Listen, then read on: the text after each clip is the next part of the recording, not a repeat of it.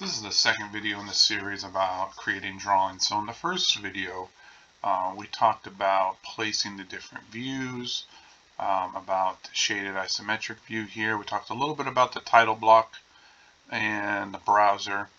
Now I want to get into actual dimensioning of this and showing symbols here. If you remember, our goal here is to communicate all the information about this object that someone would need to make it. So dimensions are very important, and that's probably where we're going to get started here.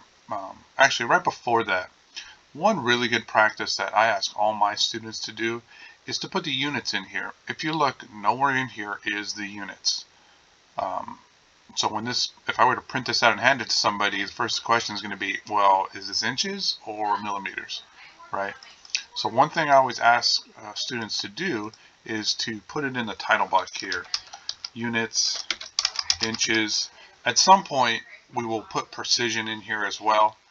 But for right now, the scale as far as what units we're using, that's what we're going to need at the minimum. All right. So get back out of there, and now let's start looking at dimensions here. So I'm going to grab my dimension tool. Actually, before dimensions, what I like to do is put in all my center marks on my large arcs and my center lines. These are kind of important just to show that we are working with radii. And as you can see, once I click on the center mark and I click on my arcs, I get a center point. That center point is it tells the person who's going to create this several things. One off that it's an arc, but more importantly, it's the center points and where someone would go about making these things. So for all the arcs, it's really good practice to go and put all your center marks in. And as you can see here, I have quite a few arcs. All these outside points are arcs, and all these large parts of the knob are arcs, and then there's one right in the middle there. Okay, now I can go to center lines, and I have one through hole right in the middle. And so for this view up here, to demonstrate that center line, I need to put in a center mark. So once I click that button, I click the two edges of the circle, and it puts this center line in. And with right now, it's actually difficult to understand what exactly it does. But if I change this view, let me get out of there. If I change this view to no hidden lines, it becomes very, very apparent what this center mark is doing. And I can always go back and manipulate the length of this center arc too. Oop, not move it around. I can take the edges and extend them to give a really good view of the fact that that's a center hole going right through the whole thing. All right. Once you have that done, we're going to get into dimensioning. Now for dimensioning, it works very similar to when we're actually making the part.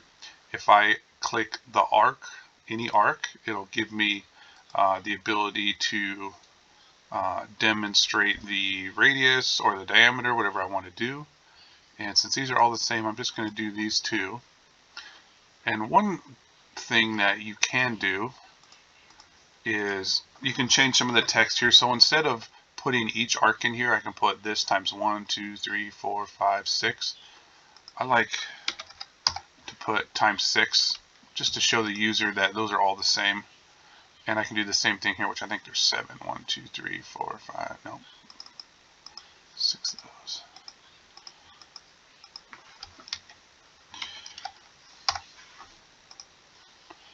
All right. And now I do have 3 digits of precision because I selected that earlier. I do have quite a bit of other information that I need to put in here as well. I can dimension this hidden line. That diameter is 1. And notice that since this is an entire circle, it's selected diameter. And these arcs or partial circles, it's selected, the default is radius. So as long as that's very clear with the diameter symbol and the R for radius, that's okay. It's just something you need to be aware of. Now for this hex area, what I want to do is show essentially side to side, because that's generally how we measure hexagons. If you think about nuts and bolts, which this is a nut would fit inside here. The size of the wrench is flat to flat. And then the diameter of this circle as well. And one of the things I'm doing here, which I hope you're noticing, is I'm trying to spread these numbers out as much as possible. If you remember from video 1, I'm looking for clear and concise. And if things are on top of each other, that is not clear. So try and spread things out as much as possible. Try to leave things so they're not overlapping, because then it just gets very confusing to figure out what is referring to what. Okay. At this point, I think this is all the information I need here. Let's go ahead. And part of the process here is you have to think like you're making it. What other information would you need? So sometimes that can be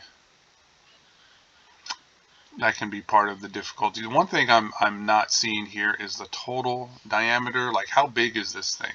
I have a bunch of these small dimensions, but how big is this? So that is something to think about as well. I think I might need to do like a cross dimension. How far across? Because I know how big these arcs are, but I don't know between the two sets of arcs how far it is. So I think that's going to be kind of important as well. Maybe I can do from edge to edge of the arc. There's some different options here, so you really have to think about that. And sometimes this is where you need feedback from an engineer or from somebody making it about what would actually be the preferred way of showing that. Now, the thickness here is very important. It's honestly why we need to show this view. I need that third dimension, and by adding these two together I can get this, so that'll work. And now I do have to go back and change this to hidden dimensions, because I have to show how deep this hexagon is.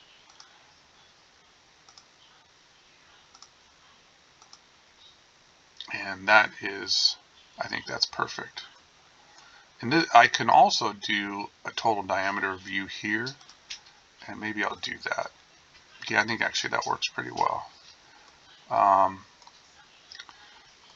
think I'm going to do both of those options just to give this person making it, or potentially making it, all the information they could use. Although it kind of looks conflicting at this point.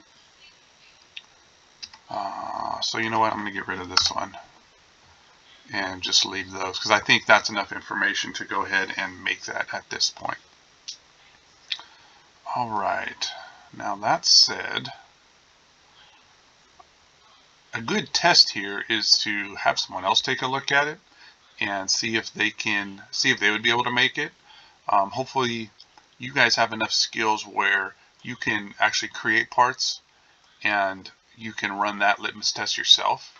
Is this enough information? At this point, I think this is a pretty good demonstration of how to create these different dimensions. Anytime we have a through hole though, there are some different options here as far as how we label them. You can see here I do have some different dimensions. If I wanted to change, if I wanted all my arcs in radius or diameter, I could use these tools. If I have some specific angles, I can use these, but we're pretty much not working with any angles on this one. It's a good idea to explore some of these.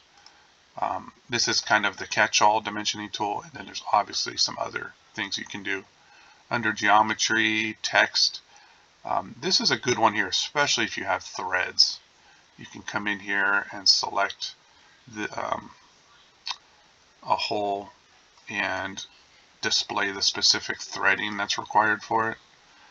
There's a text tool, so you can change things. If there's notes about the way something needs to be made, you can put it in through the text. And generally when things are a little bit more complex or something's hard to see, that's where you can use that. So there will be other videos following on that go into a little more detail about how to do section views and detailed views. But this hopefully is enough to get you started on creating a basic drawing and just kind of improving your skills, kind of building your skill set when it comes to drawings.